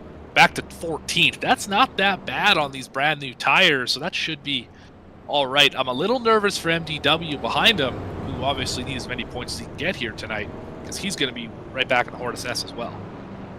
Yeah, but he's not in a situation like, say, Tiny Horse is. Ryan Tiny Horse Johnson, who's 32 down. Woods only about 16 down. Matter of fact, since we're talking about it, there's your stand-ins right there. Merck already over with the 8. Then you got right there Kermit the Frog. Luke Smith up 21. Haven't talked a whole lot about him. Adam Newton barrel rolled earlier, so that's 16 up. He's going to be in a deficit when we go to Old Atlanta. And then there is Cardenas. Scruggs, we haven't talked about him all night long neither. He's up 5 from the cut line. Cofield got caught up in that wreck a while ago. He's +2. Isaac Bevan, hell, he started on the pole. And speaking of which, he is throwing a little bit out there on the live chat. He's got some stuff out there going in the live chat. Matt Cherry, James Beard, Wood, and Johnson. Speaking of which, talking about it, Isaac Bevan had this out there in the live chat, said got the pole and drove from the back, but got totaled.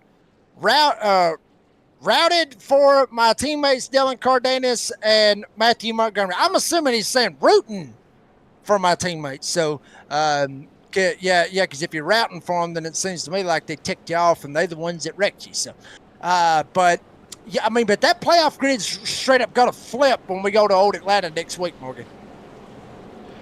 Yeah, it'll definitely be some interesting stuff here. This points battle is going to come right down to the nitty gritty.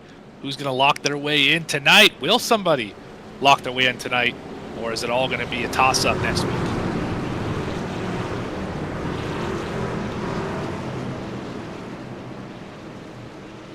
Here we go. Double wide. Pace car is off, or pace truck is off, rather. Matt Lee, Tiny Horse up here front row. Both of them would love to get him a win and lock himself into the playoffs. Tiny Horse would love the win more than Matt Lee, considering how many points he's back. Green flag in the air. Lee gasses up. He'll take the lead. Johnson right up behind him. Here comes Joshua Rodriguez, Matthew Montgomery, and Luke Smith. The best one out of all of them that ain't locked in. Here he is up here in the top 5. Let's have a look at where we are in the race as well, with just over 20 laps to go. That's about the first stage. You're pretty much going to go hard all the way to the end of this run and just hope the tires hang on enough, because you're going to have to scrap and claw for every position with the playoffs this tight. And here come a couple non-playoff drivers. How about the one machine making another appearance up here in the top 10? Yeah, and how about that 25 of James Beard? Haven't talked about him all night long. Here he is up here in the top 10, running in the 6th spot, right behind who you were talking about, Joshua Rodriguez, and Brandon Broadfoot, the 22, Tyler Daniels, up here top 10 as well, with Scruggs as well. Up front, Matt Lee, he's still holding down the lead. Montgomery in front of him, but he's got a straight-up Hornet's Nest behind him, working their way into 3. It's going to be tough to get anywhere around this 3-wide battle. Tiny Horse on the bottom, Rodriguez in the middle, and Beard up top. They go down to 2 wide now. Almost on the outside wall there for the 25 side draft. Hurting both of these guys right now. No one's able to get away. The draft has been so powerful tonight. Yeah, I mean, the draft is absolutely unbelievable how it is here this evening tonight at Auto Club. James Beard rolling around the top side in the 25, damn near door bangs with Tiny Horse Ryan Johnson. Beard goes to the 4th spot. Montgomery down to the inside. He'll go for the lead on Matt Lee. Rodriguez right behind him. They're looking 3 wide for 3rd. Now Lee, he'll slip back. He'll go to 2nd. New leader, 24. Matthew Montgomery to the lead as he leads them coming off a turn 4 with Lee and Rodriguez right behind him. And I don't mean to toot my own horn, but I really do. But remember at the start of the race who you asked me who I thought was going to run well tonight? They happen to be running 1-2 at the moment. Just want to put that out there, Jake. Rodriguez, though, trying to get up here for 3rd. Oh, here comes a 25. I don't like that off the corner. It is going to work out for him. Looked very similar to that Cofield and Durasic incident from earlier in the race. They somehow sorted out for the top 4. Yeah, I got to tell you what, I'm going to be honest with you. Whenever, because you seem like you nail it every single time. You're not like Daniel D. Cunningham out there on the live chat to where you have that commentator's curse. But I'll tell you this much. When you get the commentator's curse, I will throw it straight up in your face, because he's throwing it up in my face. You don't screw it. We got beef. I have thrown so many commentators' curses on drivers. It's tough. There was a series I did where every week I would say someone was running well and they would crash within 5 laps. It was uncanny. This has not been like that, as we still have Montgomery and Lee up at the front. Tiny Horse behind him. Oh, what an elevator move. I think that was Broadfoot. Went from the bottom, said, no, I enter on the top side here in that black and red machine. Oh, man, that was just about an accident. Holy cow. Yeah, he about ended up making it work. As Matt Lee starting to blink just a little bit up on that 2nd spot. Riding on board with Bearded, Brandon Broadfoot, Triple B in the house, down on the bottom side. Brandon Broadfoot started 17th with his teammate Rodriguez. Cardenas damn near wrecked back there with Tristan Bruce. Montgomery still leads it, riding on board with Broadfoot. I know that up front maybe we're racing for the lead, but son, this back here, this is the action-packed action back here, running for about the 5th, 6th spot. This is where all hell's going to end up breaking loose. Absolutely, 2 wide, and elevator move for Bruce, trying to get down to the bottom. He's going to get there. Going to get to the inside. They're 2 wide, 3 wide. Oh, man. The one backs out. Wise move as we have a battle for the lead now. There goes Lee. Broadfoot. How about Montgomery? Oh, Beard, goodness gracious. There's so much happening here. Yeah, there's absolutely so much going on. Could end up maybe just getting a little bit more forward, trying to go for the lead. Just got past the 20 to go. So real quick, Mr. Hopton, if we can, I know we're a little bit past it, but 20 laps to go. The Premier Racing Setups, 20 to go. Folks, if you need a setup, go check them out, PremierRacingSetups.com. Enter the code of NASRA, N-A-S-R-A. Get 15% off your entire order. Also, 50% is kicked back to the North American Sim Racing Association. And folks, if you want the setups that the Redneck Announcer races and also the NASRA races, go check them out. PremierRacingSetups.com. We're looking 2-3 wide, all kinds of crazy stuff. Hell yeah, baby. Here goes Beard up to the top side. Johnson down low. Cardenas, Kermit the Frog, Cardenas, Brewster, all working their way off of turn 4. This racetrack's so difficult to break away from the drivers around you. You kind of got what you got in this situation. You go to the high side, they're right there on the exit. You go to the bottom, they're right there on the exit as Beard. It's going to get ganged up on here by Cardenas. Almost 3 wide again to the center. Tristan Bruce going to try and force it 3 wide off of turn 2. Absolutely. Almost door banging for the 4th spot. Beard kind of boxed in with Johnson right in front of him. Matthew Montgomery still holds down the lead with Lee right behind him. Matt Lee might just be laying in the weeds, waiting until about 5 to go to make his move. It's Johnson trying to hold everybody at bay. As Beard's going to take a shot. He'll take a run right here, but it'll stall out right in behind Johnson. And there you see Cardenas still on that bottom side. He's not left that bottom side. He's trying everything he can to make it happen, but everything just seems to stall out for Dylan Cardenas. As Kermit the Frog, Joshua Rodriguez, they're trying to chase him down as well. It seems like part of the issue is he's absolutely married to that bottom side, and if you're not willing to leave the bottom in a racetrack like this, you're probably going to get passed on the outside. Just you have to be able to be versatile and defend. And a lot of these drivers have shown that tonight. Cardenas not wanting to move through the field, but he hasn't been able to really command the race like we expected him to earlier.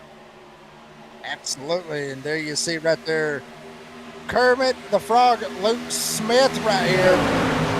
We'll see what happens. As here we go, Matt Lee to the inside. Montgomery. Matt Lee said, screw 5 laps to go. I'm going to take it right now. 44 goes to the front. Jeff Merck, where the hell did Jeff Merck come from? Matthew Montgomery is what I meant to say. He's back in second, and here comes Tiny Horse Ryan Johnson. He jumps down to the inside. He's going to try to go for second. I don't think anyone's going to outdrive Matt Lee into the corner of turn number 3. We've seen him a number of times really force that bright green machine down to that white line. Is able to make it stick one more time here, and Tiny Horse has to get out of the gas a little bit, and he loses a little bit of ground, but he's still right there, able to battle for the lead in turn number 1. Bruce had to get out of the gas, almost run over Johnson. Beard had to get out of the gas, almost run over Montgomery. Beard trying to work the top side, maybe taking 3 wide, thinking, run is not there. Now he'll get boxed in. Bruce down to his inside. Montgomery right in front of Beard. Johnson down on the bottom side. Kermit the Frog and Rodriguez trying to run him down. As Matt Lee still sends it going into turn 3, folks.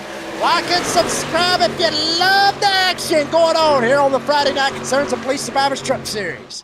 I thought Montgomery was going to try a crossover, at least maybe a little bump and run action there on the 44. Got right to the rear bumper. Did not quite get close enough to get to the inside, but they are all bottled up right behind the 44. The whole field seems like they have a shot at this. This is like a Daytona or Talladega light here at Auto Club Speedway. Yeah, this is going to be an absolute barn burner all the way down to the end. Montgomery tried to make it happen. Tristan Bruce straight up cut off James Beard right in behind the leaders. Here comes Montgomery down to the inside, damn near making contact with Lee. Bruce tries to work the top side. He'll fan up. Beard will fan up. Lee up on the top side. He gets the run. Montgomery slides up as well. Here comes Tristan Bruce latching on with Montgomery and Tiny Horse all by himself down on the bottom side. As Matt Lee still holds the lead, but Montgomery's going to get a run. Here he comes back down to the inside. I just don't think you're going to be able to pass the 44 on the bottom into one of these corners. I think you're going to have to use the run on the high side to get to his right rear quarter panel and really force him to make a decision. He's been so good at driving it deep into the corner and not burning up that right front tire. We've seen it a number of times here. There's another one right down to the bottom. Caution is out. This changes everything. 25, James Beard goes around. Caution is out. It was right behind the leaders. Caution is out, getting spun going into 3. And like you said, Morgan, that changes everything. Get us on restart with under 10 to go. All bets will be off. Take a look right here on the instant replay, kind of see maybe what happens right here. Morgan, talk us through this because we got Beard up on the top. Looks like Cardenas working his way down to the inside.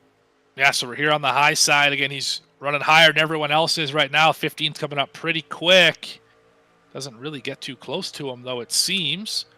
Beard's a little off the wall, but again, nothing that isn't too unexpected. And I think Cardenas went up a little farther than I think he meant to there. And he's trying to side draft. This is identical to what happened to Painter, except that for 25 didn't quite go over, but running in the same position, in the same corner, and same sort of deal. 25 gets spun. Little contact with the 11. Brooks. But no other damage to speak of. Justin Scruggs, one of those drivers in the playoffs in the 11. That is not what he wanted, especially coming into the night 5 points above the cut line, just trying to have a solid night, a very quiet night for the 11. He gets involved in a little accident right there. But Beard looks like he's good. Looks like, according to how the meatball flags is and everything, he's good, and Scruggs is good. There you see the contact right there. Side drafting's it's a shame, to be honest with you, but you got to use the air any way that you can. Not only just that regular draft like you were talking about, Morgan. Sometimes you just got to use the side draft as much as you can. Well, the side draft is the reason why when drivers get side by side here and you don't have an excellent run off the corner, you still can't do anything with it. It's because you're packing that other car, the rear spoiler inside the fender wells with all that dirty air, and that's what causes drivers to not be able to get off the corner here. And don't look now, but we have ourselves a fairly interesting little restart happening here. Tristan Bruce did not hit pit road. Everybody behind him did hit the pit lane here. Potentially with the exception of Jeff Merck. I'm not quite sure about him, but I believe he was also on the pit lane. Well, folks, Yes, if you love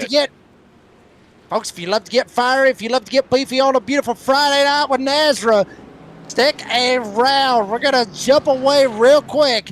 Take one more commercial break. We'll bring you all the way to the end of it. Under 10 to go for the ButtKicker 250 at Auto Club. We're back in a minute.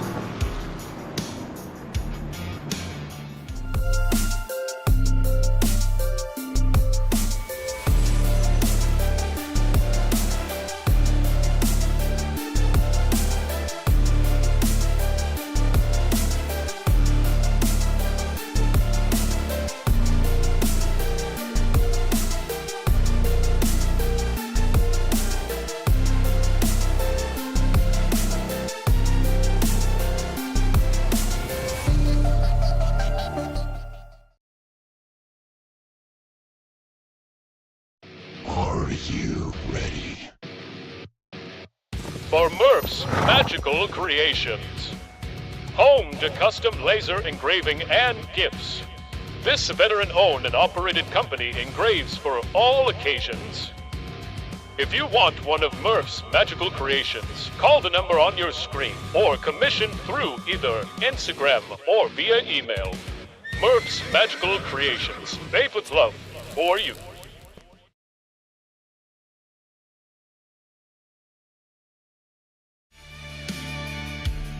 Folks, we're back here at Auto Club. See how this bad boy turns out. Redneck announcer Jake Reeves. I about said Reckon announcer, but Redneck announcer Jake Reeves and Chef Morgan cooking the house. Yeah, thank you, Morgan. I appreciate that. Obviously, cooking the strap on the bobby. Thanks, Dean. I guess I don't know. Thank you, Dean. Thank you, Dean. We appreciate that. We're cooking the beef, I guess. We're getting it all lined up here. Bengals Nate Hopton on production here with you here this evening. getting ready for a restart. We are doubled up. We'll set it up for you. Tristan Bruce, Jeff Merck, Ed Osborne, Matt Lee, Brian Chu. Literally, the whole top 5 has flipped from where it was before before the caution happened. See how this sucker pans out. Green flag in the air. Bruce, Merck, side by side. Not anymore. Bruce, big old jump. Big jump going into 1. Merck, now he's got to have Matt Lee latched onto his tailgate. Ed Osborne up here trying to make something happen with Matthew Montgomery. Bruce leads off 2. Now we're going to get a really good shot of what new tires are worth. Here comes the 60. Here comes the 44. The 3's got those older tires, about 25 laps older, 15 laps older. 60's going to drive right by him like he's standing still. Not even close in the center of 3 and 4. He's going to fall back 2 spots. That might have been a bad call for the 3 machine, but it wasn't for the 60 or the 44 as they battle for the lead. Yeah, now you got to figure out what's going to happen right here. Is Jeff Merck going to try to help out Matt Lee, or is he going to make Matt Lee earn it? Lee to the bottom. Merck, he's locked in. He's racing for a championship here in 2 weeks when we go to Chicagoland. Lee is not locked in. Gets the win, he'll lock himself in. Merck, looks like he's going to make him earn it, to be honest with you. Morgan, here it comes. Merck, now Merck back down to the inside, and right behind him, Matthew Montgomery and Tiny Horse Rod Johnson with Kermit the Frog in 3 and 4. Now, with the year that the 60 has had, you take every opportunity you can to win a race because a lot of them have slipped by him. They're dooring each other down the front stretch. He's smiling. He's having a good time. He pulled the chicken costume down off his mouth. He's ready to get after it here as they are side by side into turn number 1. Lee with the slight advantage. Yeah, but they got to be careful with all that. Sure, I mean, it's fun, it's cool, and it's all fantastic. But look who is behind. Oh, Merck got sideways off 2, and that may be a bad one right there for him, but he's going to get the run.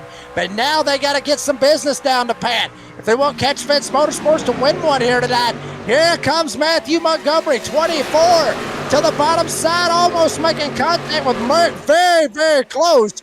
Tiny Horse Rod Johnson trying to make a shot, went to the bottom, and wow, Montgomery put the block, jumps back up top with 4 laps to go here tonight at Auto Club. Is Lee going to win this thing and lock himself into the championship?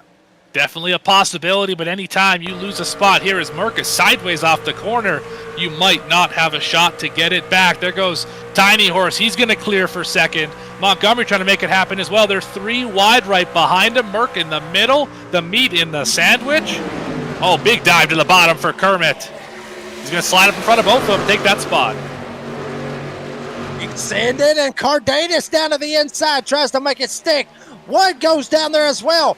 Merck free falling up on the middle side as Cardenas down to the inside. Luke Smith up top. And now here comes Wood right behind him as Tiny Horse Rod Johnson tried to get around Matt Lee. One of those guys that really needs a damn good finish here tonight.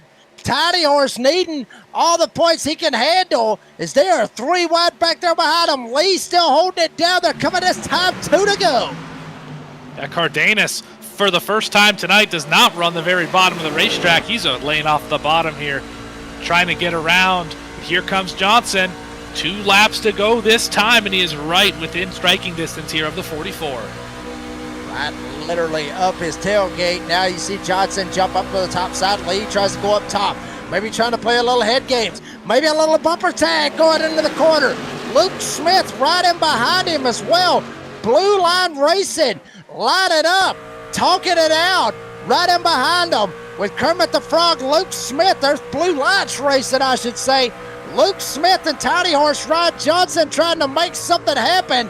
Johnson right in behind Lee. They're coming to the white right here, Morgan. White flag is going to fly as soon as they round turn number 4, the 44. He's got a shot at it. Can he lock his way in? He's got 2.5 miles to figure it, 2 miles, to figure it out. Tiny Horse right on the back bumper. Back to Jake in turn 1. Darren's Detail and Shine, 1 to go. Here we go. Matt Lee on the bottom. Johnson probably trying to get a little bit of help from his teammate, Luke Smith, right in behind him. Cardenas still sitting in 4th. Montgomery still sitting in the 5th spot. Now Johnson takes a shot down to the bottom. He goes up top, jumps back down to the bottom. Lee tries to put the block on him. Johnson may send him up the hill if he can make it stick. Lee stands on it, jumps up on the top side. Now Lee gets Into into the the wall. fence. They're going to door bang. Coming to the line. Photo finish at Auto Club. Who gets there Lee first? got him. It is Matt Lee gets there first. What a finish. Here at the end of the ButtKicker 250, Matt Lee gets it done. Johnson and Luke Smith. Photo finish. What a race. Wow, how about that? I thought he lost it when he hit to the turn 4 wall. Had enough momentum, just enough momentum to keep it in front of the 38, and that is going to punch his ticket into the next round. Door banging, coming to the line and making a photo finish out of it. That is what you love to see. Matt Lee up 12 spots. Johnson also up 18 spots. Check this out. Morgan, walk me through this right here, this whole last little half a lap right here. Set it up for us. I thought he blew it right there when he let the 38 get to his inside, but he did what I said earlier. You get right down on that guy's door. You do not let him exit the corner. That's what the 44 did. He got a little bit too high here, though, caught that outside wall, made it closer than it had to. Then with all the door banging, just didn't give the 38 enough time to really accelerate off that corner, and Matt Lee wins by just 9/1000ths of a second. That's the gap. It's about the length of the splitter is how close that win was. Doesn't matter how you win them at all. It matters if you win it, and he was able to get it done. Matt Lee burning it down front straightaway here at Auto Club. 44 for Catch Fence Motorsports from Clinton, Maine. Gets it done. He will lock himself in to the championship race at Chicagoland in 2 weeks for the championship 8. He parks it right here on the front straightaway. Matt Lee gets it done, wins the ButtKicker 250. What a drive for Matt Lee. Your race results here this evening. It's Matt Lee, like I said, up 12 spots. Johnson right behind him, up 18 spots. Needed to win to get in, but still a good points night for him with a lot of them that struggled here this evening. Luke Smith comes home third. That just pads his little bit of a gap that he's got over everybody else to try to make it into the championship 8. Dylan Cardenas, how about the drive for this man? Started 29th, damn near dead last, ends up finishing 4th. And Matthew Montgomery, both of them slugged it out a couple of times. He ends up finishing 5th after starting in the 18th spot. MDW wrecked out on lap 1 last week at Talladega. He's able to make it all the way to 100 tonight. Comes home with a P6. Good drive for MDW to try to get some of those points back. Matt Cherry will finish 7th. How about your boy right here, Morgan? Devin Pater. Got hit in the left rear, flipped over, end over end, side over side. Still comes back, gets the top 10, finishes 8th.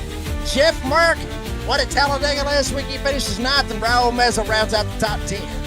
Finishing 11th tonight, Joshua Rodriguez had a great run here in that number 1 machine. Buzzy Mongold, how about P12 for Buzzy Mongold? What an excellent run. I don't think we said his name all night.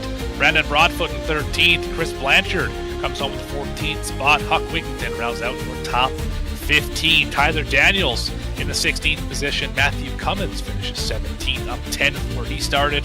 Tristan Bruce, not a great finish on those old tires. That was absolutely the wrong call. Kevin Edwards finishes 19th. Ed Osborne is your 20th place finisher. Chu and Nick Sacco, 21st, 22nd. James Beard, not the night that he needed here tonight. Trying to make it up into the championship 8. He will finish 23rd here this evening. Dustin Scruggs, not the night that he wanted neither. He will finish 24th here this evening. Michael McKinnon, good to see him back with Nazra. Obviously, as talked about, running full-time for season 11 in the Concerns of Play Survivors Truck Series. So good to see him back. Unfortunately, not the finish he wanted. Will finish 25th here this evening. The Bulldog, Adam Newton, one of those guys up there in the black. He's going to be in a bad spot now, finishing 26th. And the pole setter, Isaac Bevan, finishing 27th here this evening. Jonathan Cofield, one of them that was up there at the top, he finishes 28th. Jurassic, Eric Zimmerman, finishing in 30th. Folks, we'll bring you right back for Podium Finishers. Don't go anywhere. We'll be right back here at Auto Club. Are you ready? For Murph's Magical Creations. Home to custom laser engraving and gifts. This veteran-owned and operated company engraves for all occasions. If you want one of Murph's magical creations, call the number on your screen or commission through either Instagram or via email. Murph's Magical Creations, made with love for you.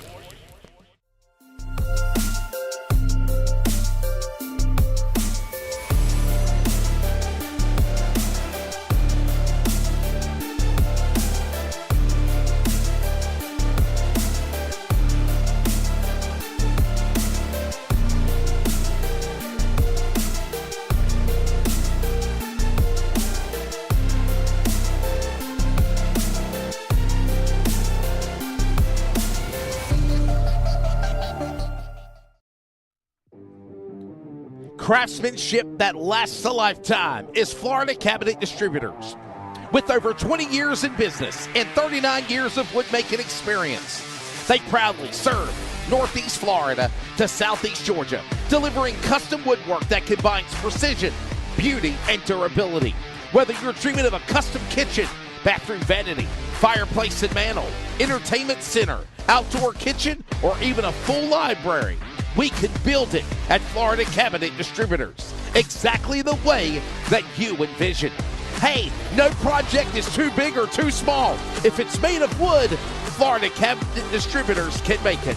Call or text Steve today. Yes, they gave us his personal cell number, 904-874-3442. That's 904-874-3442 to book today. Florida Cabinet Distributors, craftsmanship that lasts a lifetime.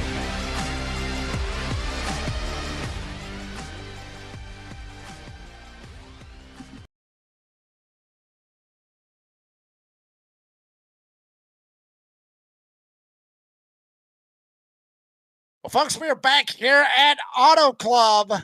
Got the podium finishers in the house. And obviously, your race winner locking himself into the Championship 8 at Chicagoland in 2 weeks. It's the 44, Matt Lee with Catch Fence Motorsports. Matt, buddy, what a finish right there. I may end up asking the same question that Morgan's going to ask, but when you got into the wall right there through 3 and 4, did you feel like maybe you just threw your race away right there? Oh, yeah, I totally just stepped on it in front of everybody to see. Yep. I went in there going, yep, he's got nothing for me. Oh, okay, I just threw it away. So I got lucky there to get a good side draft in the front stretch to hold him off, and it was close. Closer than it should have been. Well, I'm going to take it back about half a lap onto the backstretch out of turn number 2. You faked the bottom. You showed him the top side, and then he got to your back bumper, and he ended up on the bottom. What was the lane you would have preferred to have into turn 3, and did it work out as you expected on the entry to that corner? Racing Ryan, what I've raced him this season, it didn't bother me giving him the bottom there, so I wanted the top, knowing I could hopefully roll a little more momentum and stay down his door a little bit in entry, and hopefully get him tight where he washes up the track. I can keep up with him and just, have the momentum off the top as I was hoping. And I just, I got in the throttle a little too soon and it pushed me up the track. And yeah, that's where I got in the wall. But yeah, I was where I wanted to be. I just made a mistake there and got a little high off 4. Well, Matt Lee, 44 with Catch Fence Motorsports, locks himself into the championship race at Chicagoland. You will be racing for a championship in 2 weeks, Matt. Congratulations on the win. Congratulations on locking yourself in to the championship race. Appreciate your time. And before we let you go, you got any sponsors, any shout-outs you want to thank? Yeah, first of all, big shout-out to Ryan and the clean racing there at the end of that. That was a blast. That's how racing should be. And, mad respect to him for not bodying the heck out of me. Blanchard's towing, everything Chris does for everybody, does a lot for me, being neighbors basically. And Icon Apparel, you guys doing the broadcast, Brady, everyone in the league. A lot of fun. Matt Lee wins it, going on to race for a championship in 2 weeks. Matt, appreciate your time. We'll see you at Hotlanta next week. Thanks, boys. That was Matt Lee, gets the win here tonight. Now we'll go to the second place finisher, County Horse, Ryan Johnson. Ryan, real quick, thank you for joining us. Because you wasn't here at Talladega last week, but thank you for finally joining us. But you know, what more could you have done besides, well, what Matt Lee said, more or less, just bodying the heck out of him, just bodying the heck out of him, going through 3 or 4. I mean, what more could you have done to try to get around him? Oh man, yeah, we missed last week, so we put ourselves in a pretty big hole that we're gonna try and crawl out of. But yeah, man, tonight the track was hard, really really hard to pass once you got on old tires. The top just seemed really really dominant. If you knew how to drive it, you could just kill any run that anybody had, and the straightaways are so long, so you keep that momentum up, and there's almost nothing you can do. I was kind of sizing him up the last couple laps, seeing where I was better, where he was better, and trying to just see an opening. And once we got that, what was it, 2 laps to go, we got to his bumper. I just gave him a little push, and I think it was into 1. He held on to it fine, which I figured he would. And I was like, well, I got one more chance. A couple corners, and we were just weaving back and forth on the backstretch, and it sounded like he got in the wall, and I moved down a little bit, so I think I might have hurt my exit a little bit off of 3 and 4 on the last lap. But man, it's hard to judge trying to stay down there, pass clean for the win. Not a whole lot. I mean, I moved down the apron as much as I could, and we touched like twice, very minimally, and I think the side draft just kind of stalled me out, and he got it. But that was extremely fun. No, nothing. Not going to hear anything bad from me for that. That was awesome. Yeah, you walked us through your last lap there in great detail, so well done for that. But I want to take you back to the previous run before that caution that set up this short run at the end of the race here. So you were kind of biding your time around here in the top 10, saving tires, I imagine. What was the plan if we went green? Was it just save until a specific lap? Was it hope that the guys in front of you burn yourself up a little bit? What was the thought process there before that caution came out if we went green? Well, in a lot of these races, I've tried planning for that in the past, and it hasn't worked out. So I didn't really have a plan yet. I was trying to save a little bit of fuel because we were actually a couple laps short prior to that last caution. I think it was like maybe 2 to 3 laps. So I was trying to just let off early and get back in it, but I was trying not to lose too many spots at the same time. And I thought one would happen, but I didn't have a specific lap or anything like that. I would have tried to save as much as I could. 2 to 3 laps would have been a huge stretch. I don't think we would have made it, so I'm kind of glad it didn't go that way. But yeah, that's kind of all I could do at that point. Or once I saw people start darting down, I would have thought about pitting and kind of weighed my options at that point. But yeah, that's kind of it. Well, Tiny Horse Rod Johnson comes home with a P2 here tonight, 1 spot short and about 9/1000ths of a second from locking himself into the championship 8. Still got a shot when we go to Auto Club or Atlanta next week. See, all kinds of stuff. Anyway, Rod, congratulations on P2, buddy. I mean, if you got any sponsors, need any shout outs? Yeah, I also got to apologize profusely to Adam. Earlier in the race, we got together, and I'll take full responsibility for that. I am so sorry, Adam. But huge shout out to all the guys that I was racing tonight. There's a ton of room given. It was a lot of fun. Makes for really great racing. My team, Blue Lights Racing, and everybody at Nazareth, Brady, all the admins putting this on. You guys for broadcasting. Florida Cabinet Distributors for being on the truck, and all of our team sponsors, Merce Magical Creations, Concerns of Police Survivors, Starbase 1552 Comics, Coalfield Asphalt Refinishing, and Coalfield Supply and Service. and look forward to next week. Hopefully, we can make it to the big show. See what happens. Tidy Horse Ryan Johnson comes home second here tonight, buddy. Appreciate your time. We'll see you at Atlanta come next week. Appreciate it, buddy. That was Ryan Tidy Horse Johnson. Now we'll go to third place finisher. I'm gonna butcher the hell out of this, but I'm gonna try it because Dean does it better than I can. Kermit the Frog here. Was even close. Kermit the Frog. Dean was even Dean? close. I don't. Come on, man. Dean. It's Kermit, not Kremit.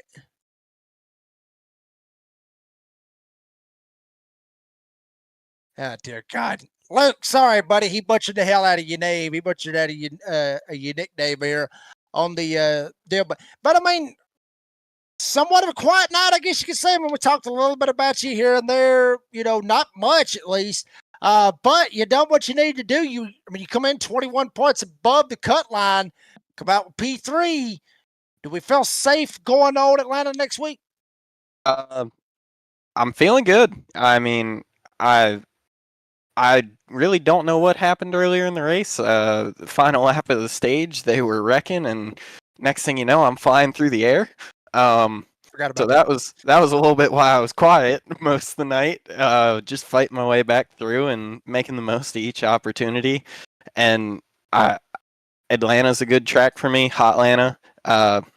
Feeling good about it, and hopefully we can just continue to extend the gap. Or I don't know exactly, but might be locked in on points. I doubt it, but just going to do my best to finish top 10 and keep that gap. I was going to ask about that period where you were flying through the air. So how hard is it after you get caught up in something like that isn't really any of your doing? How hard is it to mentally reset and get back righted and say, I need to go get as many points as I can and drive through this field and end up with a third place finish? I mean, how do you do it? And what are some tricks that you have that calm yourself down? I mean, I did. After it happened, I was a little bit frustrated, and I went onto the pit road, and I knew it was nothing terminal with the car, so I was just like, let's reset, let's get back in that rhythm, and let's just start working our way through the field. And I started working through and was catching good opportunities, good breaks, avoiding the incidents and all that, and just managed to find my way towards the front late, and I was able to navigate the guys that stayed out on that final pit stop. I was able to navigate through them pretty good, even though I did have a scare where I almost wrecked Ryan, which would have been bad because that's a teammate. Well, Miss Piggy, Kermit the Frog finished in the money, baby. Got him a P3 here tonight at Auto Club. Luke, buddy, congratulations on the P3. Appreciate your time. And before we let you go, you got any sponsors or any shout-outs? First off, I'd like to shout out all the same guys that Ryan shouted out for the sponsors. Murph's Magical Creations, Concerns of Police Survivors, Starbase 1552, Florida Cabinet Distributors, Cofield Asphalt Refinishing, and Cofield Supply and Service. I'd also like to shout out you guys for putting on a great broadcast. And I'd like to also shout out Josh Suss and Papa Suss. They're sitting in a Perkins yelling about the finish of the race, trying to get Ryan to motivate him towards a win. And just like to shout out the admins for putting this on. This is a fun league. It absolutely is. Well, Luke Smith gonna increase that points gap over the cut line. See what he can do when we go to Old Atlanta next week. Luke, buddy, appreciate your time. We'll see you then. Thank you. That was Luke Smith. And now, real quick, before we jump out of here, per Dean Hopton's request, Dean Hopton requested this. We got the chicken man in the house. Jeff Merck is in the house. Oh boy. Jeff, look, I gotta ask. Okay, I'm not a chicken. I'm a turkey. Gobble, gobble, gobble, gobble. Gobble, gobble. Okay, well, Gobble, I gotta ask why? Why? And Chris Blanchard a couple of nights ago, he sends me a Facebook call. He sends me a Facebook call. I don't answer it because I'm thinking, well, he's probably drunk. He just, got the wrong number or whatever. And then he sends me a picture of, I think it was him in a damn turkey suit. Or it might have been you. I don't know. What is the deal with the turkey suits? Okay, there's an inside joke between me and Blanchard. Since everybody's already seen me in my getup, I'll show you. Keep it TV friendly. Keep it TV friendly.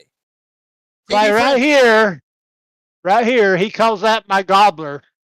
So he goes, if I send you a turkey suit, will you wear it on camera? And I said, yeah, I'll wear it. So, and then today, he goes, if you wear it the entire race, he goes, I will sponsor your entire season next season. So, guess what? I wore it the entire race, sweating my butt off in this thing. And now I'm fully sponsored for next season. The crap you'll do to get sponsored for next season, Morgan. Hey, man, sounds like a business decision to me. It's friends in low places, right, Merrick? Friends in low places. It's NASCAR. Sometimes you got to do shady things to get a sponsor, man. Dear God. Morgan, you got anything for Jeff? Absolutely not. Yeah. Okay, that'll work. Jeff, buddy, I appreciate that. We just wanted to know what the hell the turkey and the chicken deal was. But, I mean, you still had a solid run here tonight.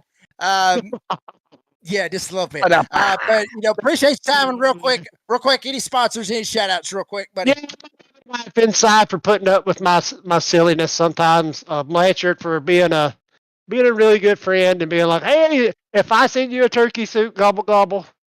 And I was dumb enough to wear it for 2.5 hours racing, and I was sweating like a pig in church. But so, yeah, it was fun. I mean, cheers, boys. I mean, I don't know about the turkey suit, but I'll take one for you now. Hey, I'm wearing half a turkey suit now. I'll take a drink. Woo!